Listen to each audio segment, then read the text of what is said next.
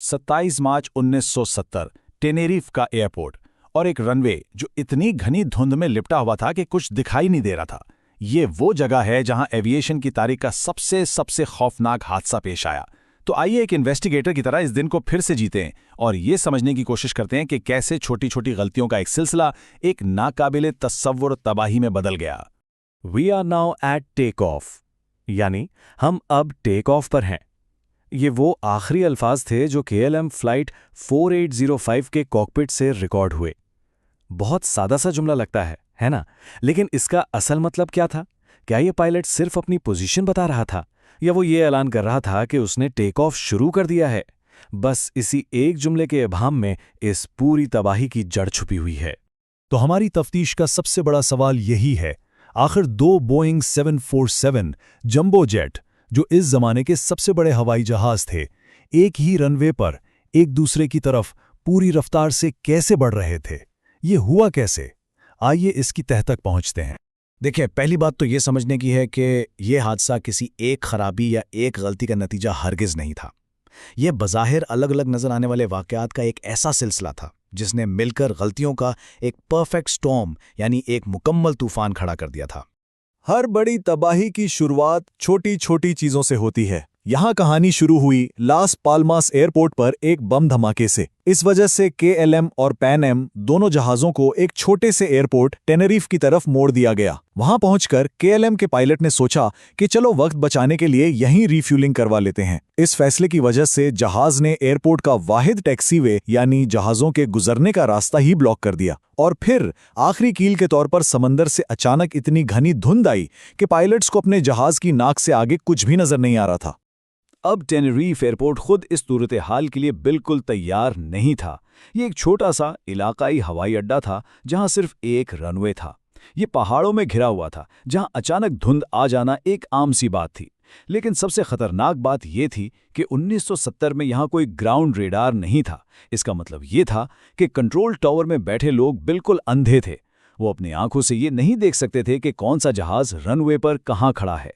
इस माहौल में अब बात करते हैं उन हिदायत की जिन्होंने एक रनवे को एक जाल में बदल दिया और दो जहाज़ों को सीधा तसादुम के रास्ते पर डाल दिया।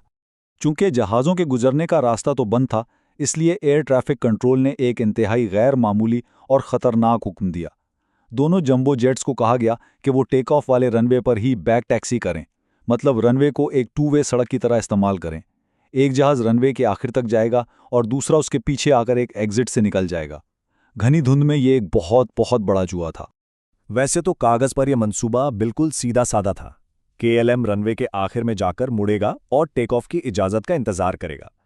पैन एम उसके पीछे जाएगा और तीसरे एग्जिट यानी C3 से निकलकर रनवे को खाली कर देगा।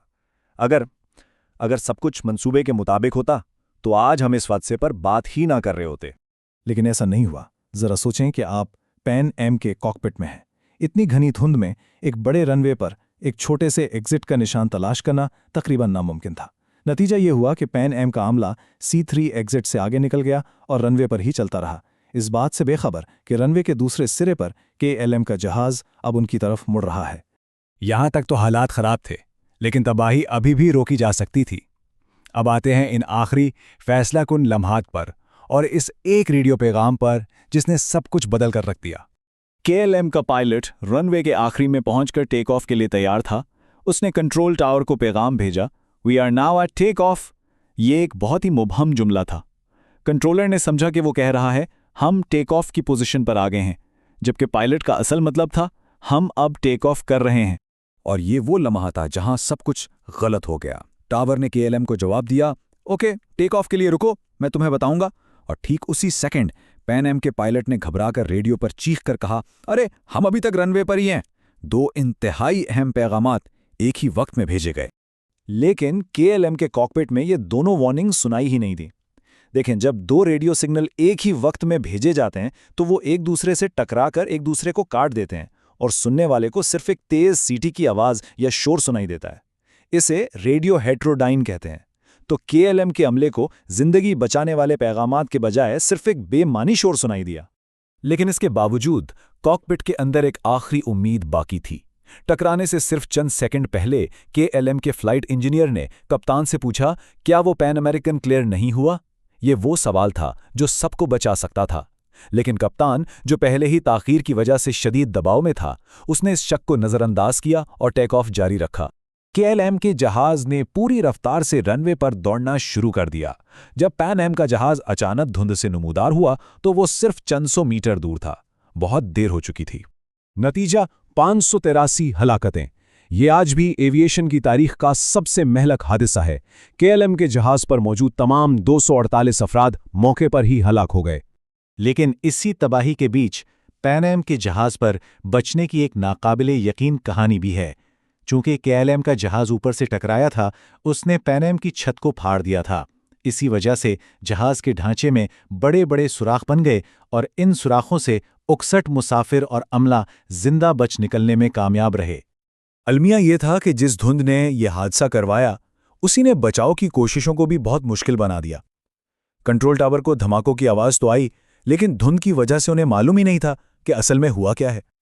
फायर ब्रिगेड को भी जाए हादसा तक पहुंचने में बहुत वक्त लग गया।